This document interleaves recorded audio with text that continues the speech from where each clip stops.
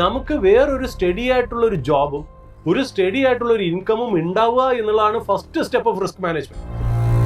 കാര്യം അങ്ങനെ ഉണ്ട് എന്നുണ്ടെങ്കിൽ സ്റ്റോക്ക് മാർക്കറ്റ് ഒരിക്കലും നമ്മളെ ഉപദ്രവിക്കില്ല.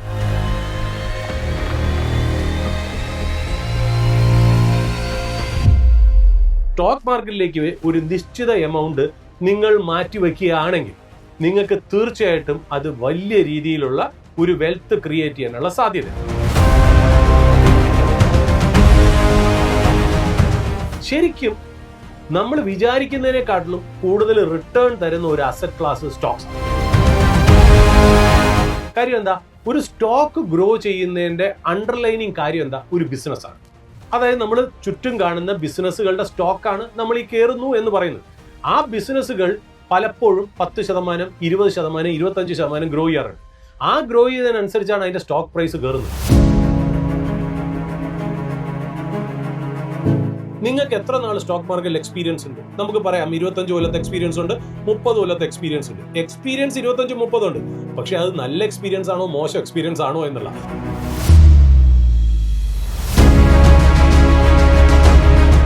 നിങ്ങൾക്ക് എന്നും ഒരു സ്റ്റോക്ക് ഐഡിയ കിട്ടില്ല. എത്രയോ കാലം ഒരു വേഴാമ്പൽ മഴ കാത്തിരിക്കും പോലെ ഇരിക്കുമ്പോഴായിരിക്കാം ഒരു ഐഡിയ കിട്ടുന്നതെന്ന് വിശ്വസിക്കുന്ന വ്യക്തിയാണ്. അത് കിട്ടിക്കഴിഞ്ഞാൽ അതിൽ നിങ്ങൾക്ക് കൺവിക്ഷൻ ഉണ്ട് എന്നുണ്ടെങ്കിൽ, അതിൽ കോൺഫിഡൻസ് ഉണ്ട് എന്നുണ്ടെങ്കിൽ, അതിലൊരു വിഷൻ ഉണ്ട് എന്നുണ്ടെങ്കിൽ, ഞാൻ എത്ര നാൾ വേണമെങ്കിലും അത് ഒന്നും തൊടാതെ അതിനുവേണ്ടി കാത്തിരിക്കും. Beautiful businesses may not be beautiful investments. Everything has got a price. എല്ലാ കാര്യത്തിനും അതിൻ്റെതായ ഒരു വില കൊടുത്താലേ അതൊരു ഇൻവെസ്റ്റ്മെന്റ് ആവും. ഓവർ പ്രൈസ് കൊടുത്താൽ അതൊരു ഇൻവെസ്റ്റ്മെന്റ് ആവൂല.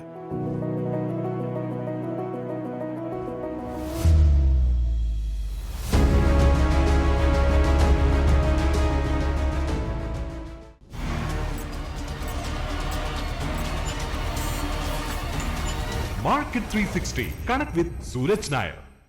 Market 360 connect with Suraj Nair. മറ്റൊരു എപ്പിസോഡിലേക്ക് എല്ലാ പ്രേക്ഷകർക്കും സ്വാഗതം. സർ, നമ്മൾ കഴിഞ്ഞ എപ്പിസോഡിൽ നമ്മൾ ഒരു പുതിയ പ്രോഗ്രാം എന്ന രീതിയിലാണ് ഈ ഒരു പ്രോഗ്രാം നമ്മൾ ഇൻട്രൊഡ്യൂസ് ചെയ്തത്. നമ്മുടെ പ്രേക്ഷകർ അയക്കുന്ന ചോദ്യങ്ങൾക്ക് സാർ ഉത്തരം പറയുന്ന ഒരു പ്രോഗ്രാം. അപ്പോൾ ഞാൻ ആദ്യത്തെ ചോദ്യത്തിലേക്ക് കിടക്കാം. മിസ്റ്റർ കൃഷ്ണദാസ് ആണ് ഈ ഒരു ക്വസ്റ്റ്യൻ അയച്ചിരിക്കുന്നത്. സർ, ഞാനൊരു ഗവൺമെൻറ് ജീവനക്കാരനാണ്. ജോബ് സെക്യൂരിറ്റി ഉണ്ട്, പെൻഷൻ ഉണ്ട്. അതുകൊണ്ട് തന്നെ ഇനി സ്റ്റോക്ക് മാർക്കറ്റിൽ ഞാൻ ഇൻവെസ്റ്റ് ചെയ്യേണ്ട ആവശ്യമുണ്ടോ എന്നാണ് അദ്ദേഹത്തിൻ്റെ ചോദ്യം. കൃഷ്ണദാസിന്റെ ചോദ്യമാണ് ഏറ്റവും നല്ലൊരു ചോദ്യം. കാര്യം എന്നറിയോ, ഒരു സ്റ്റോക്ക് മാർക്കറ്റിൽ ഇൻവെസ്റ്റ് ചെയ്യേണ്ട വ്യക്തി എങ്ങനെ ആയിരിക്കണം എന്നുള്ളത് ആ ചോദ്യത്തിൽ തന്നെ ഉണ്ടെന്നുള്ള. അതായത് സാധാരണ ഈ സ്റ്റോക്ക് മാർക്കറ്റിലേക്ക് വരുന്നൊരു പ്രോബ്ലമാണ്. നമുക്കറിയാലോ, സ്റ്റോക്ക് മാർക്കറ്റിൽ ഒരിക്കലും റിട്ടേൺ ലീനിയർ അല്ല. അതായത് വളരെ പ്രെഡിക്റ്റീവ് ആയിട്ടുള്ള റിട്ടേൺ കിട്ടുന്ന ഒരു സംവിധാനമല്ല സ്റ്റോക്ക് മാർക്കറ്റ് എന്ന് പറയുന്നത്. സ്റ്റോക്ക് മാർക്കറ്റിൽ ഒരുപാട് വേരിയേഷൻസ് ഉള്ള ഒരു സിസ്റ്റമാണ്. അതായത് ഒരുപാട് എക്സെൻട്രിസിറ്റീസ് ഉണ്ട്. മാർക്കറ്റ് എന്ന് പറയുന്നത് പല എക്സ്റ്റേണൽ കാര്യങ്ങൾക്കും ഇന്റേണൽ കാര്യങ്ങൾക്കും റെസ്പോണ്ട് ചെയ്യുന്ന കാരണം മാർക്കറ്റ് എന്ന് പറയുന്നത് ഭയങ്കരമായിട്ട് അങ്ങോട്ടും ഇങ്ങോട്ടും ഇറാറ്റിക് മൂവ്മെൻ്റ് ഉള്ള ഒരു സിസ്റ്റം തന്നെയാണ്. ആ സിസ്റ്റത്തിലേക്ക് പലരും വരുന്നത് ഇതൊരു ഫുൾ ടൈം പ്രൊഫഷനായിട്ടാണ്. ഞാൻ പറയുന്ന ഒരു ബ്രോക്കിംഗ് കമ്പനിയിലോ മ്യൂച്വൽ ഫണ്ട് കമ്പനിയിലോ പോർട്ട്ഫോളിയോ മാനേജ്മെന്റ് കമ്പനിയിലോ വർക്ക് ചെയ്യുന്നവരല്ല. ചിലവർ നമ്മൾ പറയാറില്ലേ, ഞാനിപ്പോൾ ഒരു ഫുൾ ടൈം ട്രേഡറാണ്, ഞാനൊരു ഫുൾ ടൈം ഇൻവെസ്റ്റർ ആണ് എന്ന് പറയും. അത് വളരെ ഡേഞ്ചറസ് ആയിട്ടുള്ളൊരു കാര്യം. ചെയ്യരുത് എന്ന് പറയാൻ എനിക്ക് യാതൊരു അധികാരമില്ല. ഞാൻ എൻ്റെ എക്സ്പീരിയൻസിൽ പറയുന്നതാണ്. ഞാൻ തെറ്റാം. Take my suggestions and advice with a pinch of salt, because I'm a very insignificant small human being. ഞാൻ പറയുന്നതും തെറ്റും. പക്ഷേ എൻ്റെ ഒരു 25 കൊല്ലം 30 കൊല്ലത്തെ എക്സ്പീരിയൻസിൽ ഞാൻ മനസ്സിലാക്കിയെന്ന് വെച്ചാൽ, സ്റ്റോക്ക് മാർക്കറ്റിൽ വരേണ്ട വ്യക്തി ഇതിനെ ഒരു മെയിൻ ലൈൻ ഓഫ് ഇൻകം ആക്കി മാറ്റാതിരിക്കുക എന്നുള്ളതാണ് ഫസ്റ്റ് നിങ്ങൾ ചെയ്യേണ്ട ഒരു റിസ്കിന്റെ നമ്മൾ റിസ്ക് മാനേജ്മെന്റ് എന്നാണ്. ഇത് തുടക്കത്തിൽ പ്രത്യേകിച്ചു അല്ല, പ്രത്യേകിച്ച് കാര്യം എന്ന് വെച്ചാൽ, നമ്മൾ സാധാരണ എൻ്റെ അടുത്ത് എല്ലാവരും ചോദിക്കുന്നത് എന്താണ് നിങ്ങൾ ഉപയോഗിക്കേണ്ട റിസ്ക് മാനേജ്മെന്റ് ടൂൾസ് എന്ന് ചോദിക്കാറുണ്ട്. ഹെഡ്ജ് ചെയ്യേണ്ട കാര്യമുണ്ടോ, അല്ലെങ്കിൽ ഇങ്ങനെയൊക്കെ മാർക്കറ്റിൽ പൊസിഷൻ റീസൈസിങ് ചെയ്യുന്നുണ്ടോ എന്നൊക്കെ സ്റ്റോക്ക് മാർക്കറ്റിനെ കുറിച്ച് പലരും എന്നോട് ചോദ്യം ചോദിക്കാറുണ്ട്. ഞാൻ എപ്പോഴും പറയേണ്ടത്, ശരിക്കും പറഞ്ഞാൽ നമ്മൾ ആദ്യം റിസ്ക് മാനേജ്മെന്റ് ചെയ്യേണ്ടത് നമ്മുടെ ജീവിതത്തിലാണ്. ആ first risk management first step എന്താണെന്ന് വെച്ചാൽ, ഒന്ന്, നമുക്ക് വേറൊരു സ്റ്റഡി ആയിട്ടുള്ള ഒരു ജോബും ഒരു സ്റ്റഡി ആയിട്ടുള്ള ഒരു ഇൻകമും ഉണ്ടാവുക എന്നുള്ളതാണ് first step of risk management. കാര്യം അങ്ങനെ ഉണ്ട് എന്നുണ്ടെങ്കിൽ സ്റ്റോക്ക് മാർക്കറ്റ് ഒരിക്കലും നമ്മളെ ഉപദ്രവിക്കില്ല. നിങ്ങൾക്ക് സ്റ്റോക്ക് മാർക്കറ്റിൽ എന്തൊക്കെ ചേഞ്ചസ് വന്നോ അതിനെയൊക്കെ ഉൾക്കൊള്ളാനും ദഹിക്കാനും ഉള്ള കഴിവ് നിങ്ങൾക്ക് നിങ്ങളുടെ സ്വയം പര്യാപ്തത നിങ്ങളിലേക്ക് തരും എന്നുള്ളതാണ് ആദ്യം മനസ്സിലാക്കേണ്ട ഒരു കാര്യം. രണ്ടാമത് ഞാൻ എപ്പോഴും പറയുന്ന ഒരു റിസ്ക് മാനേജ്മെന്റ് ടൂൾ എന്ന് പറയുന്നത്, നിങ്ങൾ സ്റ്റോക്ക് മാർക്കറ്റിലേക്ക് കൊണ്ടുവരുന്ന പൈസ എന്താണെന്ന് നിങ്ങൾ മനസ്സിൽ ഡിഫൈൻ ചെയ്യുക എന്നുള്ളതാണ്. അതായത് എനിക്ക് അടുത്ത 3 കൊല്ലത്തേക്ക്, 5 കൊല്ലത്തേക്ക്, അല്ലെങ്കിൽ ഒരു 10 കൊല്ലത്തേക്ക് ആവശ്യമില്ലാത്ത പൈസയാണ് ഞാൻ സ്റ്റോക്കിൽ ഇൻവെസ്റ്റ് ചെയ്യാൻ പോകുന്നു എന്ന് നിങ്ങൾ ആദ്യമേ തീരുമാനിക്കുകയാണെങ്കിൽ നിങ്ങൾ വീണ്ടും അടുത്ത റിസ്ക് മാനേജ്മെന്റ് ആയി. അപ്പൊ ഈ 2 കാര്യങ്ങൾ തന്നെയാണ് ഏറ്റവും ബേസിക് ലെവലിൽ ഒരു റിസ്ക് മാനേജ്മെന്റ് ആയിട്ട് ഒരു വ്യക്തി കാണേണ്ടതെന്നുള്ള. അപ്പോൾ ഈ കൃഷ്ണദാസിന്റെ ചോദ്യത്തിൽ ഞാൻ കണ്ട ഒരു കാര്യം എന്ന് വെച്ചാൽ, എന്താണോ ഒരു റിസ്ക് മാനേജ്മെന്റ് ചെയ്യേണ്ടത് അത് ഓൾറെഡി കൃഷ്ണദാസ് ചെയ്തിരിക്കുന്നു. കൃഷ്ണദാസിന് ഒരു ഡെഡിക്കേറ്റഡ് ആയിട്ടൊരു ജോബ് ഉണ്ട്. അത് ഭയങ്കര സേഫ് ആൻഡ് സെക്യൂർ ആയിട്ടുള്ള ഒരു ജോബ് സിസ്റ്റമാണ് ഉള്ളത്. അതിന് കൺസിസ്റ്റന്റ് ആയിട്ടുള്ള ഒരു എന്താ പറയുക മാസവരവ് ഉണ്ട് എന്നുണ്ടെങ്കിൽ അങ്ങനത്തെ വ്യക്തിയാണ് സ്റ്റോക്ക് മാർക്കറ്റിലേക്ക് പോകേണ്ടത് എന്നുള്ളതാണ് എൻ്റെ അഭിപ്രായം. അപ്പൊ സ്റ്റോക്ക് മാർക്കറ്റിലേക്ക് ഒരു നിശ്ചിത എമൗണ്ട് നിങ്ങൾ മാറ്റിവെക്കുകയാണെങ്കിൽ നിങ്ങൾക്ക് തീർച്ചയായിട്ടും അത് വലിയ രീതിയിലുള്ള ഒരു വെൽത്ത് ക്രിയേറ്റ് ചെയ്യാനുള്ള സാധ്യത. പിന്നെ ഇതിനകത്ത് കൃഷ്ണദാസ് ചോദിച്ചതിന് ഞാൻ ഒരു ആഡ് ഓണും കൂടെ പറയാം. കൃഷ്ണദാസ് ചോദിച്ചതിനകത്ത് ഒരു ഇൻഹറന്റ് മീനിങ് ഉണ്ട്. അതായത് എനിക്ക് നല്ല ജോലിയൊക്കെ ഉണ്ടല്ലോ, പിന്നെ ഞാൻ സ്റ്റോക്കിലേക്ക് പോകേണ്ട കാര്യം ഉണ്ടോ എന്നുള്ള അതാദ്യം നിശ്ചയിക്കേണ്ടത് നമ്മൾ തന്നെയാണ്. നമുക്ക് എത്രത്തോളം പൈസ നിങ്ങളുടെ ജീവിതത്തിലേക്ക് ആവശ്യമുണ്ട് എന്നുള്ളതാണ് നമ്മൾ മനസ്സിലാക്കേണ്ടത്. ഇപ്പൊ ഞാൻ പറയുകയാണ്, എനിക്കൊരു നിശ്ചിതമായിട്ടുള്ളൊരു തുക, ഒരു റിട്ടയർമെന്റ് ഫണ്ട് അല്ലെങ്കിൽ ഒരു ഫിനാൻഷ്യൽ ഇൻഡിപെൻഡൻസ് കിട്ടാൻ എനിക്ക് 10 കോടി അല്ലെങ്കിൽ 50 കോടി അല്ലെങ്കിൽ 100 കോടി, ഓരോരുത്തർക്കും ഓരോ ആസ്പിറേഷൻ ഉള്ളൂ. അത് എത്തണം എന്നുണ്ടെങ്കിൽ നമ്മുടെ കയ്യിലുള്ള പൈസ എത്ര ശതമാനം ഗ്രോ ചെയ്താൽ നിങ്ങളുടെ ആ ഡ്രീമിലേക്ക്, ടാർഗറ്റിലേക്ക് എത്തും എന്നുള്ളതാണ് ഇമ്പോർട്ടൻറ്റ്. ഞാനൊരു എക്സാമ്പിൾ പറയാം. ഇപ്പോൾ ഒരു 1 കോടി രൂപ മതി എനിക്ക് ഫിനാൻഷ്യൽ ഫ്രീഡത്തിൽ വിശ്വസിക്കുന്ന ഒരാളുണ്ടെന്ന് വിചാരിക്കും. ഓക്കെ, ആൾക്ക് റിട്ടയർ ചെയ്യാൻ അത്രയും മതി എന്ന് വിചാരിക്കുക. അല്ലെങ്കിൽ അയാളുടെ അത്യാവശ്യം, അയാളുടെ ആവശ്യം എന്ന് പറയുന്നത് അതാണ്, അയാളുടെ ഒബ്ജക്റ്റീവ്, മാൻഡേറ്റ് എന്ന് പറഞ്ഞാൽ അതാണ്. അദ്ദേഹത്തിന്റെ കയ്യിൽ 50 ലക്ഷം ഓൾറെഡി ഉണ്ട്. ഈ 50 ലക്ഷത്തിന് ഡബിൾ ചെയ്യിപ്പിക്കുക എന്നുള്ളതാണ് എൻ്റെ ഉദ്ദേശം. അപ്പൊ അദ്ദേഹം പറയുന്ന ഒരു പോയിന്റ് എന്താ, ഞാൻ ഫിക്സഡ് ഡെപ്പോസിറ്റിൽ ഇടണോ, ഗോൾഡിൽ ഇടണോ, റിയൽ എസ്റ്റേറ്റിൽ ഇടണോ, സ്റ്റോക്കിൽ ഇടണോ എന്നുള്ള. നമുക്കറിയാം ഫിക്സഡ് ഡെപ്പോസിറ്റിന് തരുന്നതിന് ഒരു പരിമിതികളുണ്ട് അല്ലേ. ഫിക്സഡ് ഡെപ്പോസിറ്റിന് അത്രയൊക്കെ തരാൻ ഒക്കുള്ളൂ. ഗോൾഡ് എന്ന് പറയുന്നത് ലോകത്ത് എപ്പോഴും ഒരു ഡിസ്റ്റർബൻസ്, ജിയോ പൊളിറ്റിക്കൽ ഡിസ്റ്റർബൻസ് ഉണ്ടാവണമെങ്കിലോ അല്ലെങ്കിൽ കറൻസിയിൽ എന്തെങ്കിലും കാര്യത്തിലോ ഇൻട്രസ്റ്റ് റേറ്റിന്റെ കാര്യങ്ങളിലൊക്കെയാണ് ഗോൾഡിന് അപ്രിസിയേഷൻ വരെ എപ്പോഴും കിട്ടണം എന്നില്ല. റൈറ്റ്. റിയൽ എസ്റ്റേറ്റും അതുപോലെയാണ്. അതായത് ഓൾറെഡി കയറി നിൽക്കുന്നതാണെങ്കിൽ ഓൾറെഡി സ്ഥലത്തിനൊക്കെ ഇപ്പോൾ പഴയതുപോലെ 3 ടൈംസോ 4 ടൈംസോ ഒന്നും ആവുന്നില്ല.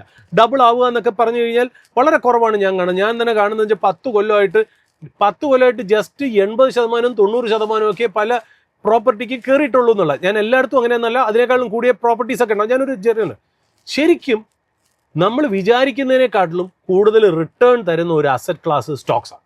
കാര്യം എന്താ, ഒരു സ്റ്റോക്ക് ഗ്രോ ചെയ്യുന്നതിൻ്റെ അണ്ടർലൈനിങ് കാര്യം എന്താ, ഒരു ബിസിനസ്സാണ്. അതായത് നമ്മൾ ചുറ്റും കാണുന്ന ബിസിനസ്സുകളുടെ സ്റ്റോക്കാണ് നമ്മൾ ഈ കയറുന്നു എന്ന് പറയുന്നത്. ആ ബിസിനസ്സുകൾ പലപ്പോഴും 10%, 20%, 25% ഗ്രോ ചെയ്യാറുണ്ട്. ആ ഗ്രോ ചെയ്തതിനനുസരിച്ചാണ് അതിൻ്റെ സ്റ്റോക്ക് പ്രൈസ് കയറുന്നത്. അപ്പം ഞാനൊരു സിമ്പിൾ കണക്ക് പറയാം. ഈ 50 ലക്ഷം എന്ന് പറയുന്ന വ്യക്തിക്ക് ഒരു ഫിനാൻഷ്യൽ ഫ്രീഡത്തിന് വേണ്ടി 1 കോടിയാണ് വേണമെന്നുണ്ടെങ്കിൽ പൈസ ഡബിൾ ചെയ്യണം. ഈ ഡബിൾ ചെയ്യാൻ എത്ര നാൾ കൊണ്ട് ഡബിൾ ചെയ്യിക്കാൻ പറ്റും, അതിന് ഓരോ കൊല്ലം എത്ര റിട്ടേൺ വേണം എന്നുള്ള. ഒരു സ്റ്റോക്ക് 24% ആദ്യത്തെ കൊല്ലം തരുന്നു. അതിൻ്റെ മുകളിൽ ആ 24%-ൻ്റെ മുകളിൽ രണ്ടാമത്തെ കൊല്ലം മറ്റൊരു 24% തരുന്നു. അതിൻ്റെ മുകളിൽ മൂന്നാമത്തെ കൊല്ലം മറ്റൊരു 24%. അതായത് 3 കൊല്ലം 24% കോമ്പൗണ്ടഡ് ഗ്രോത്ത് ഒരു സ്റ്റോക്ക് തരികയാണെങ്കിൽ, അല്ലെങ്കിൽ ഒരു അസറ്റ് ക്ലാസ് തരികയാണെങ്കിൽ നിങ്ങളുടെ പൈസ ഡബിളായി 3 കൊല്ലം കൊണ്ട്. അപ്പം 50 ലക്ഷം ഉള്ള ഒരു വ്യക്തിക്ക് 1 കോടി എന്ന് പറയുന്ന ഡ്രീമിലേക്കോ ഫിനാൻഷ്യൽ ഫ്രീഡം ആ ഒരു മാൻഡേറ്റിലേക്കോ നിങ്ങൾ 1 കോടി എന്ന് പറയുന്ന ഒരു ഫിഗറിലേക്ക് എത്തണമെങ്കിൽ 24% 3 കൊല്ലം തരുന്ന ഒരു അസറ്റിൽ ഇൻവെസ്റ്റ് ചെയ്താൽ മതി. അത് പറയുമ്പോൾ തന്നെ ഒരു ചോദ്യം, ഇപ്പൊ നമുക്കൊരു വ്യക്തിക്ക് എങ്ങനെ മുൻകൂട്ടി മനസ്സിലാക്കാൻ കഴിയാം ഈ ഒരു സ്റ്റോക്ക് 3 വർഷത്തിൽ എനിക്ക് 24% വെച്ച് തരാൻ സാധ്യതയുണ്ടെന്ന് നമുക്ക് ഒരിക്കലും മുൻകൂട്ടി അത് ഒരു അനാലിസിസ് ചെയ്യാൻ പോസിബിൾ ആയ കാര്യമാണ്. അതാണ് സ്റ്റോക്ക് മാർക്കറ്റിൽ നമ്മൾ സാധാരണ ഒരു ടേം നമ്മൾ പറയാറുണ്ട്. അതായത് സ്റ്റോക്ക് മാർക്കറ്റിൽ മോർ റിസ്ക് മോർ റിട്ടേൺ എന്നാണ് പറയുന്നത്. ഞാൻ ഈ റിസ്ക് എന്നുള്ള വാക്കിനോട് ഞാൻ അധികം ഇല്ലെങ്കിലും ഞാൻ പറയണത് ഈ അങ്ങനെ ഒരു റിട്ടേൺ നമുക്ക് കിട്ടണം, ഒരു സ്റ്റോക്കിൽ നിന്ന് കിട്ടണമെന്നുണ്ടെങ്കിൽ ഒരിക്കലും സ്റ്റോക്ക് വന്ന് നമ്മളെ സ്വയം പരിചയപ്പെടുത്തില്ല. ഞാൻ 24% കയറാൻ പോകണം, നിങ്ങളുടെ പൈസ ഞാൻ ഡബിൾ ആക്കി തരാമെന്ന് പറയില്ല. നമ്മളാണ് അത് കണ്ടുപിടിക്കേണ്ടത്. ആ കണ്ടുപിടിക്കുന്നതാണ് ഇതിനൊരു എഫേർട്ട്. അതായത് ലോകത്ത് എന്ത് പണിക്കും നമുക്കൊരു എഫേർട്ട് ഉണ്ട് അല്ലേ. ഒരു ഇൻപുട്ട് ഇട്ടാലേ നമുക്ക് ഔട്ട്പുട്ട് വരുള്ളൂ. നമ്മളിപ്പോൾ ഒരു കാര്യം ആലോചിക്കാം. ഇപ്പൊ ഇന്ത്യ ചന്ദ്രായൻ എന്ന് പറഞ്ഞൊരു സ്പേസ് മിഷൻ ചെയ്യുന്നു. എത്ര കോടി രൂപയാണ് അതിന് ഇൻവെസ്റ്റ് ചെയ്യുന്നത്? അതിൻ്റെ പുറകിൽ എത്രത്തോളം എഞ്ചിനീയേഴ്സ് ഡെഡിക്കേറ്റഡ് ആയിട്ട് വർക്ക് ചെയ്യുന്നു എന്ന് പറഞ്ഞ് അത് അതേപോലെ മൂണിൽ ചെന്ന് ലാൻഡ് ചെയ്യണം നിർബന്ധമുണ്ടോ? ഇല്ല. എന്ന് പറഞ്ഞ് നമ്മൾ എഫേർട്ട് എടുക്കാതിരിക്കുമോ? ഇല്ല. ആ എഫേർട്ട് അത്രത്തോളം എടുത്ത് അത്ര പ്രസിഷനോടുകൂടി, അത്ര ഹാർഡ് വർക്കോടുകൂടി, അത്ര എഫിഷ്യൻസോടുകൂടി ചെയ്തു കഴിഞ്ഞാൽ വേണമെങ്കിൽ ആ ചന്ദ്രയാനിൽ ആ മിഷൻ പോസിറ്റീവ് ആക്കാം, അല്ലെങ്കിൽ സക്സസ്ഫുൾ ആക്കാം എന്ന് ചരിത്രം നമ്മളെ പഠിപ്പിക്കുന്നുണ്ടല്ലോ. ആ എഫേർട്ട് തന്നെ നമ്മൾ ഇതിൽ ഇട്ടാൽ മതി എന്നുള്ളതാണ്. Life is not easy. Investing is not simple. Investing is not easy. അതിനകത്ത് നിങ്ങൾ ഇടേണ്ട എഫേർട്ടുണ്ട്. അതിന് 2 രീതിയിൽ എഫേർട്ട് ഇടുന്നുണ്ട്. അതായത് അതിന് കുറച്ച് പഠനം വേണം, കുറച്ച് സമയം ചിലവാക്കണം. അതുകൂടാതെ അതിലേക്ക് എത്താൻ നിങ്ങളെ പ്രിപ്പയറും കൂടെ ചെയ്യണം എന്നുള്ളതാണ് ഇമ്പോർട്ടൻ്റ് ആയിട്ടുള്ള കാര്യം. അപ്പോൾ കൃഷ്ണദാസ് ചോദിച്ച ചോദ്യത്തിന് തീർച്ചയായിട്ടും കൃഷ്ണദാസ് വളരെ എന്താ പറയുക, ideally positioned to invest in stock market ആണ്. അതിൽ ഇൻവെസ്റ്റ് ചെയ്യണോ വേണ്ടേ എന്നുള്ളത് കൃഷ്ണകുമാറിൻ്റെ ഡ്രീമും ആസ്പിറേഷനും അനുസരിച്ച്. അപ്പോൾ കൃഷ്ണദാസിന് വേണ്ട മറുപടി ഇപ്പോൾ ലഭിച്ചിട്ടുണ്ടാവും. അടുത്ത ചോദ്യം മിസ്റ്റർ ജേക്കബ് ആണ്. Is from Cochin. അദ്ദേഹത്തിൻ്റെ ചോദ്യം, ഒരു നിക്ഷേപകൻ തൻ്റെ പോർട്ട്ഫോളിയോ എത്ര കാലം കൂടുമ്പോഴാണ് റിവ്യൂ ചെയ്യേണ്ടത്? എൻ്റെ ഒരു പേഴ്സണൽ അഭിപ്രായമാണ്. ഇത് എല്ലാവർക്കും ഒരുപോലെ one size doesn't fit all. അതായത് ഓരോരുത്തർക്കും ഓരോ രീതിയിലുള്ള സ്വഭാവം. ഇപ്പം ഞാൻ പറയാം, ഇപ്പം നമ്മൾ ചില സമയത്തൊക്കെ നമ്മൾ പറയാറില്ലേ, ഇതൊരു ഹാർഡ് ആൻഡ് ഫാസ്റ്റ് റൂൾ ഇല്ല എന്നുള്ളതാണ് ആദ്യത്തെ കാര്യം. കാരണം എന്ന് വെച്ചാൽ നമ്മളിപ്പോൾ ഞാൻ പലപ്പോഴായിട്ട് പല സന്ദർഭങ്ങളിലും പല സാഹചര്യങ്ങളിലും പല സ്റ്റേജുകളിലും ഞാൻ പറഞ്ഞൊരു കാര്യമുണ്ട്. ചിലപ്പോൾ ഒന്നും അറിയാത്തൊരു വ്യക്തിയായിരിക്കും ഏറ്റവും കൂടുതൽ റിട്ടേൺ ഉണ്ടാക്കിയത്. ഉദാഹരണത്തിന് നമ്മൾ നമ്മുടെ ഫാമിലിയിലോ നമ്മുടെ പരിചയത്തിലെങ്ങാനും കൊല്ലങ്ങളായിട്ട് ഫിസിക്കൽ ഷെയർ ഹോൾഡ് ചെയ്യുന്ന ഒരു വ്യക്തി ഉണ്ടാവും. ചിലപ്പോൾ ഒരു വയസ്സായ വ്യക്തിയായിരിക്കും. അദ്ദേഹം ബോംബെയിലോ ഡൽഹിയിലോ ഒക്കെ വർക്ക് ചെയ്യുന്ന സമയത്ത് 80കളിലൊക്കെ ആയിരിക്കാം ഒരു ഷെയർ മേടിക്കുന്നത്. ഫിസിക്കൽ ഷെയർ ആയിട്ട് മേടിച്ച് ചിലപ്പോൾ അത് മറന്നുപോയി കാണും. അത് അവിടെ കിടന്ന് ഗ്രോ ചെയ്ത് കാണും. അല്ലെങ്കിൽ ആ അന്ന് മേടിച്ച കമ്പനി ചിലപ്പോൾ ഒരു റിലയൻസോ അല്ലെങ്കിൽ ബിർലാസോ ടാറ്റാസോ വന്ന് ഏറ്റെടുത്ത് ആ കമ്പനിയുടെ പേര് മാറി ആ കമ്പനി ഭയങ്കരമായിട്ട് ഗ്രോ ചെയ്ത് ഭയങ്കര രീതിയിൽ, അതായത് ഇപ്പം നമ്മൾ പറയാം ലാക്മേ എന്ന് പറയുന്ന കമ്പനിയാണ് ഇന്നത്തെ ട്രെൻഡ് ഇപ്പോൾ മൾട്ടി ബാഗറായി. ലാക്മേ ആയിരുന്ന സമയത്ത് അത് വലിയ റിട്ടേൺ തന്ന ഒരു സ്റ്റോക്ക് അല്ല. അപ്പോൾ ചിലപ്പോൾ ഒരു രീതിയിലും ഇടപെടാത്തതായിരിക്കാം അതിനകത്ത് നല്ലത്. എന്നാൽ ചില സന്ദർഭങ്ങളിൽ അത് ഇടപെടുന്നതുകൊണ്ട് തെറ്റുമില്ല എന്നുള്ളത്. ബട്ട് അതിലാദ്യം നമ്മൾ മനസ്സിലാക്കേണ്ടത് ഈ ഒരു കാര്യത്തിനും ഒരു കോപ്പി ബുക്ക് ഫോർമാറ്റില്ല. അതായത് ഇങ്ങനെ ചെയ്താൽ നിങ്ങൾക്ക് സക്സസ് ആവാം എന്ന് നമുക്ക് യാതൊരു, നമ്മൾ സാധാരണ നമ്മൾ പറയില്ലേ, നിങ്ങൾക്ക് എത്ര നാൾ സ്റ്റോക്ക് മാർക്കറ്റിൽ എക്സ്പീരിയൻസ് ഉണ്ട്? നമുക്ക് പറയാം 25 കൊല്ലത്തെ എക്സ്പീരിയൻസ് ഉണ്ട്, 30 കൊല്ലത്തെ എക്സ്പീരിയൻസ് ഉണ്ട്. എക്സ്പീരിയൻസ് 25-30 ഉണ്ട്. പക്ഷേ അത് നല്ല എക്സ്പീരിയൻസ് ആണോ മോശം എക്സ്പീരിയൻസ് ആണോ എന്നുള്ള. 25 കൊല്ലം കംപ്ലീറ്റ് തെറ്റ് ചെയ്ത് കഴിഞ്ഞാൽ പിന്നെ ആ എക്സ്പീരിയൻസ് പുറത്ത് പറയണതിൽ അർത്ഥമില്ല എന്ന് പറയണമല്ലോ. അപ്പം നമ്മളിവിടെ പറയേണ്ട ഒരു കാര്യം വെച്ചാൽ നിങ്ങൾക്ക് എങ്ങനെയാണോ കംഫർട്ടബിൾ ആ രീതിയിൽ വേണം നിങ്ങൾ ഇവോൾവ് ചെയ്യാനായിട്ട്. ഇപ്പോൾ എൻ്റെ ഒരു രീതിയിൽ ഞാൻ ചിലപ്പോൾ, അതായത് എന്നെ സംബന്ധിച്ച് ഞാൻ ആലോചിക്കുന്നൊരു കാര്യമുണ്ട്. ഞാൻ ആദ്യം തന്നെ ജീവിതത്തിൽ മനസ്സിലാക്കുന്നൊരു കാര്യം, നിങ്ങൾക്ക് എന്നും ഒരു സ്റ്റോക്ക് ഐഡിയ കിട്ടില്ല. എത്രയോ കാലം ഒരു വേഴാമ്പൽ മഴ കാത്തിരിക്കും പോലെ ഇരിക്കുമ്പോഴായിരിക്കാം ഒരു ഐഡിയ കിട്ടുന്നതെന്ന് വിശ്വസിക്കുന്ന വ്യക്തിയാണ് ഞാൻ. അത് കിട്ടിക്കഴിഞ്ഞാൽ അതിൽ നിങ്ങൾക്ക് കൺവിക്ഷൻ ഉണ്ട് എന്നുണ്ടെങ്കിൽ, അതിൽ കോൺഫിഡൻസ് ഉണ്ട് എന്നുണ്ടെങ്കിൽ, അതിലൊരു വിഷൻ ഉണ്ട് എന്നുണ്ടെങ്കിൽ ഞാൻ എത്ര നാൾ വേണമെങ്കിലും അത് ഒന്നും തൊടാതെ അതിനുവേണ്ടി കാത്തിരിക്കും. റൈറ്റ്? കാര്യം എന്നെ സംബന്ധിച്ച് അത് ഹോൾഡ് ചെയ്യണമല്ല പാട്. എന്നെ സംബന്ധിച്ച് അങ്ങനെ ഒരെണ്ണം കയ്യിലേക്ക് കിട്ടുക എന്നുള്ള കാര്യം. ഞാൻ പറയുന്നൊരു കാര്യം എന്ന് വെച്ചാൽ ആദ്യം തന്നെ ഒരു സ്റ്റോക്ക് എന്താണെന്ന് അല്ലെങ്കിൽ സ്റ്റോക്കിൽ എങ്ങനെയാണ് വെൽത്ത് ക്രിയേറ്റ് ചെയ്യണമെന്ന് മനസ്സിലാക്കി കഴിഞ്ഞാൽ ചിലപ്പോൾ ഈ ചോദ്യത്തിന്, അതായത് നമ്മളൊരു സ്റ്റോക്ക് എന്ന് പറയുന്നത് 100 രൂപയുടെ ഒരു സ്റ്റോക്ക് നമ്മൾ ഐഡൻറ്റിഫൈ ചെയ്യുന്നു എന്ന് വിചാരിക്കാം. ഈ 100 രൂപയുടെ സ്റ്റോക്ക് നമ്മൾ വിശ്വസിക്കുന്നത് എന്താ? അതിൻ്റെ ബിസിനസ് നന്നായിട്ട് ഗ്രോ ചെയ്യുമ്പോൾ ഇതിൻ്റെ സ്റ്റോക്ക് പ്രൈസും കൂടെ ഗ്രോ ചെയ്ത് 100 എന്നുള്ളത് 200 ആവും, അല്ലെങ്കിൽ 300 ആവും, 400, 500, 1000 ആവും എന്നുള്ള പ്രതീക്ഷയിലാണ് നമ്മൾ സ്റ്റോക്ക് പിടിക്കുന്നത്. ഇന്ന് അതിന് ഒരു വാല്യൂ 100 രൂപയുണ്ട് എന്നുണ്ടെങ്കിൽ നമ്മൾ ഒരു സ്റ്റെപ്പും കൂടെ അതിനകത്ത് ചെയ്യണം. ഈ 100 രൂപയ്ക്കുള്ള സാധനം ഡിസ്കൗണ്ടിൽ മേടിക്കാൻ പറ്റുമോ നോക്കണം. അതായത് അതിൻ്റെ ഇപ്പോഴത്തെ എക്സിസ്റ്റിംഗ് വാല്യൂ എന്ന് കുറഞ്ഞു. ഇപ്പം ഞാൻ ഉദാഹരണം പറയാം, 100 രൂപ വിലയുള്ള ഒരു സ്റ്റോക്ക് പെട്ടെന്ന് ട്രംപിൻ്റെ ഒരു സ്റ്റേറ്റ്മെൻറ്റ് വന്നു, യുദ്ധം വന്നു, ഇറാൻ അഗേൻസ്റ്റ് വന്നു, ലോകത്തുള്ള എല്ലാ സ്റ്റോക്ക് മാർക്കറ്റ് ഒടിഞ്ഞു, നമ്മുടെ സ്റ്റോക്ക് മാർക്കറ്റ് ഒടിഞ്ഞു, ഈ സ്റ്റോക്ക് ഒടിഞ്ഞു. പെട്ടെന്ന് 100 രൂപ വില മതിക്കുന്ന ഒരു സ്റ്റോക്കിനെ നമുക്ക് 60 രൂപയ്ക്ക് മേടിക്കാൻ കിട്ടി. അത് തന്നെ നമുക്ക് ഫസ്റ്റ് സക്സസ് അവിടെ വന്നു എന്നുള്ള. അപ്പോൾ ഒരു സ്റ്റോക്ക് മുന്നോട്ട് പോവുക എന്നുള്ളത് മാത്രമല്ല, ആ വാല്യൂവിനെക്കാളും താഴോട്ട് ഉള്ളൊരു പ്രൈസിന് കിട്ടുക എന്നും കൂടെ പറയുന്നത് അതിനകത്തൊരു അഡ്വാൻറ്റേജ് ആണ് എന്നുള്ളതാണ്. അപ്പോൾ ഇതിൻ്റെ റിവ്യൂ എന്ന് പറയുന്നത് അതിൻ്റെ നെക്സ്റ്റ് സ്റ്റെപ്പാണ്. നിങ്ങൾക്ക് വേണമെങ്കിൽ കോൺസ്റ്റൻ്റ്ലി നിങ്ങളെ തന്നെ ക്വസ്റ്റ്യൻ ചെയ്തുകൊണ്ടിരിക്കാം. ശരിക്കും പറയുന്നത് ഒരു സ്റ്റോക്ക് അല്ല. നമ്മൾ സാധാരണ ഇൻവെസ്റ്റിംഗ് ടേംസിൽ വലിയ വലിയ ഇൻവെസ്റ്റേഴ്സ് നമ്മളെ പഠിപ്പിക്കും. ഇപ്പം ഞാൻ എൻ്റെ സ്വഭാവം പറഞ്ഞു, എനിക്കൊരു കൺവിക്ഷൻ കിട്ടിക്കഴിഞ്ഞാൽ ഞാൻ ഹോൾഡ് ചെയ്ത് നിൽക്കും. അത് എൻ്റെ സ്റ്റൈൽ. എല്ലാവരും അത് കോപ്പി ചെയ്യണമെന്ന് പറയില്ല. ബട്ട് ഒരു സയൻറ്റിഫിക് ആയിട്ട് ഇതിനൊരു ഉത്തരം പറയണമെന്നുണ്ടെങ്കിൽ ഈ ചോദ്യങ്ങൾക്ക് ഉത്തരം പറഞ്ഞ മഹാനായിട്ടുള്ള ഇൻവെസ്റ്റേഴ്സിന്റെ ബുക്ക് വായിക്കുമ്പോൾ നമുക്ക് കിട്ടിയിരിക്കുന്ന ഉത്തരം എന്താണെന്നുള്ള ആ ഉത്തരം എന്ന് പറയുന്നത് വളരെ സിമ്പിളാണ്. നമ്മളൊരു സ്റ്റോക്ക് മേടിച്ചു, ആ സ്റ്റോക്ക് അല്ലെങ്കിൽ ഒരു പോർട്ട്ഫോളിയോ ഓഫ് സ്റ്റോക്സ് ക്രിയേറ്റ് ചെയ്തു, അത് നമ്മളൊരു 3 കൊല്ലം 5 കൊല്ലം 10 കൊല്ലം അല്ലെങ്കിൽ ഇത്രയും റിട്ടേൺ കിട്ടാൻ വേണ്ടി കാത്തിരിക്കുമ്പോൾ നമ്മൾ എന്തിനെയാണ് റിവ്യൂ ചെയ്യേണ്ടത് എന്നല്ലേ ചോദ്യം. നമ്മൾ റിവ്യൂ ചെയ്യേണ്ടത് സ്റ്റോക്കിനെയും പോർട്ട്ഫോളിയോനെയും അല്ല, ആ പോർട്ട്ഫോളിയോയെ കുറിച്ച് നമ്മുടെ തോട്ടിനെയാണ് നമ്മൾ റിലൻറ്റ്ലെസ്ലി ക്വസ്റ്റ്യൻ ചെയ്യേണ്ടത്. നിങ്ങൾ ആദ്യം എന്ത് ഭാവന ചെയ്തിട്ടാണ് ഈ പോർട്ട്ഫോളിയോ ക്രിയേറ്റ് ചെയ്ത് സ്റ്റോക്ക് ക്രിയേറ്റ് ചെയ്ത്, ആ ഭാവനയ്ക്ക് എന്തെങ്കിലും ചേഞ്ച് വന്നിട്ടുണ്ടോ കാലക്രമേണ? ആ വന്ന ചേഞ്ച് ഇതിൻ്റെ സ്റ്റോക്ക് പ്രൈസിനെ താഴോട്ട് വലിക്കാൻ ചാൻസ് ഉണ്ടോ? ഇല്ല എന്നുണ്ടെങ്കിൽ ആ റിവ്യൂ അവിടെ തീർന്നു. അപ്പം സ്റ്റോക്കിനെയോ പോർട്ട്ഫോളിയോയെ കുറിച്ചല്ല നിങ്ങൾ തിങ്ക് ചെയ്യേണ്ടത്, അതിനെക്കുറിച്ചുള്ള നിങ്ങളുടെ കാഴ്ചപ്പാടിനെയാണ് നിങ്ങൾ നിരന്തരം റിവ്യൂ ചെയ്യേണ്ടത് എന്നുള്ളതാണ് വലിയ വലിയ ഇൻവെസ്റ്റേഴ്സ് നമ്മളെ പഠിപ്പിച്ചിരുന്നിരിക്കുന്ന ഒരു കാര്യം. ഓക്കെ, അടുത്ത ചോദ്യം മിസ്റ്റർ പ്രവീൺ ആണ്. പ്രവീൺ ഫ്രം ബാംഗ്ലൂർ. അദ്ദേഹം ചോദിച്ചിരിക്കുന്നത് മ്യൂച്വൽ ഫണ്ടിൽ SIP ചെയ്യുന്നത് പോലെ സ്റ്റോക്സിൽ നമുക്ക് SIP ചെയ്യുന്നതിനെ കുറിച്ച് സാറിൻ്റെ അഭിപ്രായം എന്താണെന്നാണ്? തീർച്ചയായിട്ടും ഇപ്പം നമുക്ക് 2 രീതിയിൽ അതിനെ നോക്കാം. ഒറ്റ വാക്കിൽ പറയുകയാണെങ്കിൽ ഒരു മ്യൂച്വൽ ഫണ്ട് സിപ്പ് ചെയ്യുന്നത് പോലെ ഒരു സ്റ്റോക്ക് സിപ്പ് ചെയ്യുക, സിസ്റ്റമാറ്റിക് ആയിട്ട് ഇൻവെസ്റ്റ് ചെയ്യുക. ഉദാഹരണത്തിന് നമുക്ക് മാസം തോറും ശമ്പളം കിട്ടിക്കൊണ്ടിരിക്കുന്നു, അതിൻ്റെ ഒരു നിശ്ചിത തുക നമ്മളൊരു 4-5 സ്റ്റോക്സ് അല്ലെങ്കിൽ ഒരു 10 സ്റ്റോക്ക് ഐഡന്റിഫൈ ചെയ്തതിൽ നമ്മൾ ഐഡന്റിഫൈ ചെയ്ത് അതിൽ ഇൻവെസ്റ്റ് ചെയ്ത് പൊക്കോണ്ടിരിക്കുന്നു എന്നുള്ളതാണ് അതിനകത്തുള്ള കാര്യം. തീർച്ചയായിട്ടും അത് ഏറ്റവും നല്ല ഒരു ഇൻവെസ്റ്റ്മെന്റ് സ്ട്രാറ്റജിയാണ്. അതായത് നമുക്ക് കിട്ടുന്ന പൈസ അനുസരിച്ച്, നമുക്ക് സേവ് ചെയ്യാൻ പറ്റുന്ന അനുസരിച്ച്, അത് ഇൻവെസ്റ്റ് ചെയ്യാൻ പറ്റുന്ന അനുസരിച്ച് ഇതേ സ്റ്റോക്കുകളിൽ നമ്മൾ കൂടുതൽ ക്വാണ്ടിറ്റി മേടിച്ചുകൊണ്ടിരിക്കുമ്പോൾ നമ്മൾ ഒരു കാലഘട്ടം കഴിഞ്ഞ് തിരിഞ്ഞു നോക്കുമ്പോൾ നമ്മുടെ കയ്യിൽ നല്ലൊരു ക്വാണ്ടിറ്റി ഓഫ് ഷെയർസ് ഉണ്ടാവും എന്നുള്ളതാണ് അതിനകത്ത് ഇമ്പോർട്ടൻ്റ് ആയിട്ടുള്ള കാര്യം. ഹൗഎവർ ഒരു കാര്യം നമ്മൾ ശ്രദ്ധിക്കേണ്ട കാര്യമുണ്ട്. ഇതിനൊക്കെ ഞാൻ പറഞ്ഞില്ലേ, സ്റ്റോക്ക് മാർക്കറ്റിൽ ഏതൊരു കാര്യത്തിൻ്റെയും ഉത്തരം സ്റ്റോക്ക് മാർക്കറ്റിൽ നിന്നല്ല കിട്ടുന്നത്. സ്റ്റോക്ക് മാർക്കറ്റിലോട്ടുള്ള എല്ലാ ചോദ്യങ്ങൾക്കും ഉത്തരം കിട്ടേണ്ടത് നമ്മളിൽ നിന്നാണ് എന്നുള്ളതാണ് എൻ്റെ ഒരു അവകാശവാദം. കാര്യം എന്ന് വെച്ചാൽ ഇപ്പം എൻ്റെ കയ്യിൽ വേറെ പൈസയൊന്നുമില്ല. ഞാനിത് എൻ്റെ വേർഷനാണ് പറയുന്നത്. എൻ്റെ കയ്യിൽ വേറെ പൈസയൊന്നുമില്ല. ഞാൻ മാസം കിട്ട ശമ്പളത്തിൽ നിന്ന് മിച്ചം പിടിച്ചിട്ടാണ് ഞാൻ ഇൻവെസ്റ്റ് ചെയ്യുന്നതെങ്കിൽ എനിക്ക് ഏറ്റവും നല്ല മാർഗം എൻ്റെ രീതിയിൽ, എൻ്റെ ജീവിത രീതിയിൽ, എൻ്റെ ജോലിയുടെ ആ ഒരു റിയാലിറ്റിയിൽ നിന്നുകൊണ്ട് എനിക്ക് ഏറ്റവും നല്ലത് മാസം തോറും കിട്ടുന്ന പൈസ സേവ് ചെയ്ത് മാറ്റി കുറച്ച് സ്റ്റോക്കുകളിൽ ഇൻവെസ്റ്റ് ചെയ്ത് പോവുക എന്നുള്ളതാണ്.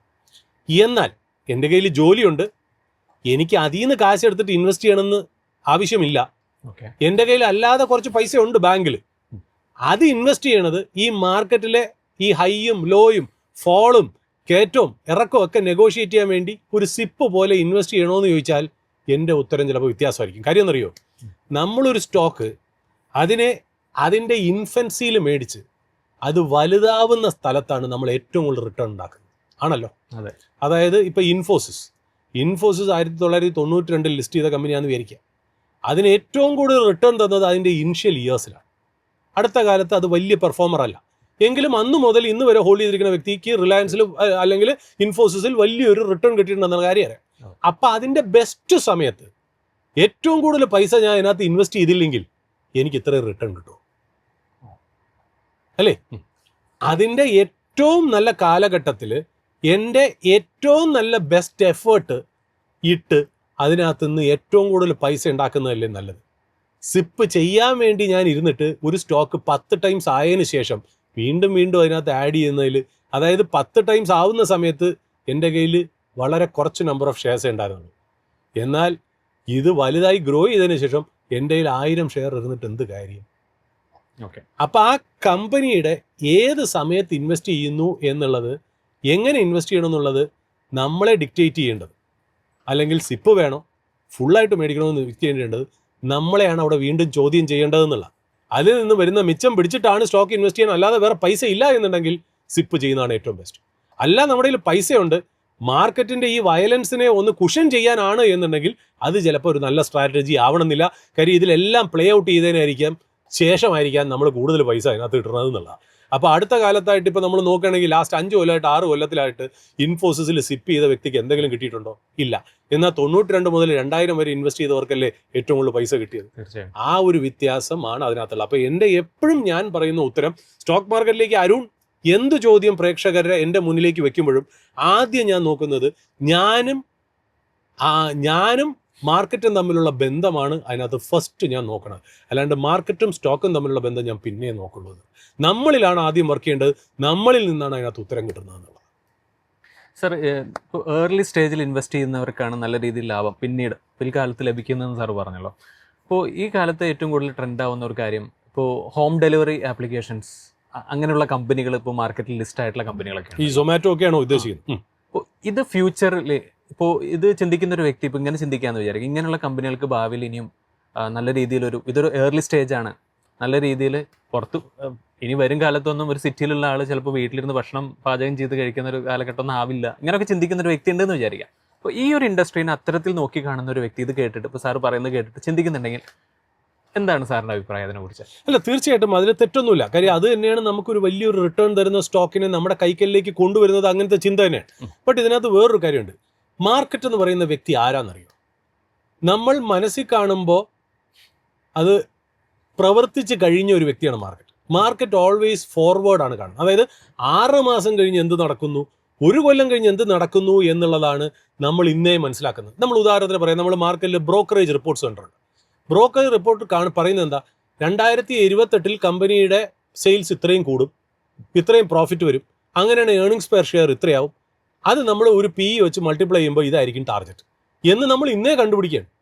ആ ഗ്രോത്തിനെ അഡ്വാൻസ് ആയിട്ട് ഡിസ്കൗണ്ട് ചെയ്യുക എന്ന് പറയുന്ന ബ്രില്യൻ്റ് ആയിട്ടുള്ള ഒരു വ്യക്തിയാണ് മാർക്കറ്റ് എന്ന് പറയുന്നത്. അപ്പം മാർക്കറ്റ് എന്ന് പറയുന്നത് ഫോർവേഡ് ലുക്കിംഗ് ആണ്. അതായത് ഭാവിയിലുള്ള കാര്യത്തിനെ ഇന്നേ മനസ്സിലാക്കി അതിനനുസരിച്ച് പെരുമാറുക എന്നുള്ള രീതിയിലേക്കാണ് ചെയ്യുന്നതെന്ന്. ശരിയാണ്. നമ്മൾ ഒരു കാര്യം ശ്രദ്ധിക്കുക. ഇനി ആ ഒരു ഇൻഫർമേഷൻ മാറ്റിവെക്കും. ഓക്കെ, അരുണും ഞാനും നമ്മൾ പല സ്റ്റേജിൽ കൂടെ ജീവിതത്തിൽ നിന്ന് വളർന്നു അല്ലേ. നമ്മൾ പ്രൈമറി സ്കൂൾ വിദ്യാഭ്യാസം നടത്തി, അത് കഴിഞ്ഞ് +2 വന്നു, അല്ലെങ്കിൽ പ്രീ ഡിഗ്രി പഠിച്ചു, അത് കഴിഞ്ഞ് ഡിഗ്രി പഠിച്ചു, ഡിഗ്രി പഠിച്ചിട്ട് നമ്മൾ ജോലിക്ക് കയറി, പിന്നെ നമ്മൾ എന്താ പറയുക കുറേ നാൾ ബാച്ചിലറായിട്ട് ജീവിച്ചു, പിന്നെ ഒരു കല്യാണം കഴിക്കുന്ന വ്യക്തിയാവുന്നു, പിന്നെ അച്ഛനാവുന്നു. നമ്മുടെ ഒരു ഫേസ് ഉണ്ട്. ഈ ആ ഫേസിനെ നമ്മളൊരു ഗ്രാഫായിട്ട് പ്ലോട്ട് ചെയ്യണമെന്ന് വിചാരിക്കുക. 18ാമത്തെ വയസ്സിൽ ചെയ്യാൻ പറ്റുന്നത് നമുക്കിപ്പോൾ ചെയ്യാൻ പറ്റുന്നുണ്ടോ? ഇല്ല. 20ാമത്തെ വയസ്സ് ചെയ്യുന്നത് നമുക്ക് 50ാമത്തെ വയസ്സ് ചെയ്യാൻ പറ്റുന്നുണ്ടോ? എന്നെ കൊണ്ട് പറ്റുന്നില്ല. പല കാര്യങ്ങളും പറ്റുന്നില്ല. അതായത് നമ്മൾ മുകളിലോട്ട് ചെല്ലും തോറും സൈസ് ബിക്കംസ് ദ എനിമി. നമ്മുടെ വലിപ്പം തന്നെയാണ് നമുക്ക് ശത്രുവായിട്ട് വരുന്നത്. അന്നത്തെ കാലത്ത് നമുക്ക് അത്രയും ചെയ്യാൻ പറ്റിയിരുന്നത് ഇന്നത്തെ കാലത്ത് അതിൻ്റെ ഒരു ഫ്രാക്ഷൻ മാത്രമേ ചെയ്യാൻ പറ്റുന്നുള്ളൂ എന്ന്. ഇത് നമുക്ക് മാത്രമല്ല, ബിസിനസ്സുകൾക്കും ഉണ്ട്. ബിസിനസ് ഒരെണ്ണം ഗ്രോ ചെയ്ത് വരുമ്പോൾ ഒരു ബിസിനസ് ഗ്രോ ചെയ്യുന്നത് ലോവർ ബേസിൽ നിന്നാണ്. ആ ലോവർ ബേസിൽ നിന്ന് അത് വലുതായി കാണാൻ നമുക്ക് പെട്ടെന്ന് പറ്റും. പക്ഷെ അത് വലുതായി കഴിഞ്ഞ് ഒരു എലിഫൻ്റ് ആയിക്കഴിഞ്ഞാൽ എലിഫൻ്റ് കനോട്ട് ഡാൻസ്. എലിഫൻ്റുകൾക്ക് നൃത്തം ചെയ്യാൻ വളരെ ബുദ്ധിമുട്ടാണ്. As you grow the size becomes your enemy. Okay, അപ്പോൾ ഇതൊരു ജീവിതത്തിലെ പാടാണ്. ഇനി ഇത് നമുക്ക് ഫുഡ് ഡെലിവറി കമ്പനിയായ സൊമാറ്റോ, സ്വിഗ്ഗി പോലുള്ള നോക്കാം. Beautiful business, but beautiful businesses may not be beautiful investments. Everything has got a price. എല്ലാ കാര്യത്തിനും അതിൻ്റെതായ ഒരു വില കൊടുത്താലേ അതൊരു ഇൻവെസ്റ്റ്മെൻ്റ് ആവുള്ളൂ. ഓവർ പ്രൈസ് കൊടുത്താൽ അതൊരു ഇൻവെസ്റ്റ്മെൻ്റ് ആവില്ല. അപ്പോൾ ഒരു ഡിസ്കൗണ്ടിൽ ചെയ്യുന്നതാണ് നമ്മൾ ചെയ്യേണ്ടത്. ആയിരുന്നു സ്വിഗ്ഗിയും സൊമാറ്റോയും വൺസ് ചെറുതായിരുന്നു. ആ സമയത്ത് ആ 40 രൂപ 50 രൂപയ്ക്ക് സൊമാറ്റോ ട്രേഡ് ചെയ്തിരുന്ന സമയത്ത് ഇത് ഭാവിയിൽ വലുതാവും എന്ന് വിചാരിച്ച് ഇൻവെസ്റ്റ് ചെയ്തവർക്ക് ഓൾറെഡി അത് മൾട്ടി ബാഗർ ആയി കഴിഞ്ഞു, മൾട്ടി ഫോൾഡ് റിട്ടേൺ തന്നു കഴിഞ്ഞു. ഇന്ന് ലാസ്റ്റ് 2 കൊല്ലമായിട്ട് ആ സ്റ്റോക്ക് ഹോൾഡ് ചെയ്യുന്നവന് വലിയ റിട്ടേൺ കിട്ടിയിട്ടില്ല. So that explains the question. Okay sir, clear. So sir ഒരുപാട് കാര്യങ്ങൾ ഈ ചുരുങ്ങിയ സമയം കൊണ്ട് നമ്മളിപ്പോൾ പറഞ്ഞു. അപ്പോൾ നമുക്ക് ഇന്നത്തെ എപ്പിസോഡ് ഇവിടെ വൈൻഡപ്പ് ചെയ്യാം. ഇനിയും ഒരുപാട് ക്വസ്റ്റ്യൻസ് ഉണ്ട്, സാർ ഉത്തരം നൽകേണ്ടതായ ഒരുപാട് ചോദ്യങ്ങൾ ഇപ്പോഴും ഉണ്ട് നമ്മുടെ പെൻഡിങ്. അപ്പോൾ അടുത്ത എപ്പിസോഡിൽ നമുക്കത് കണ്ടിന്യൂ ചെയ്യാം. തീർച്ചയായിട്ടും. Thank you sir, thank you so much.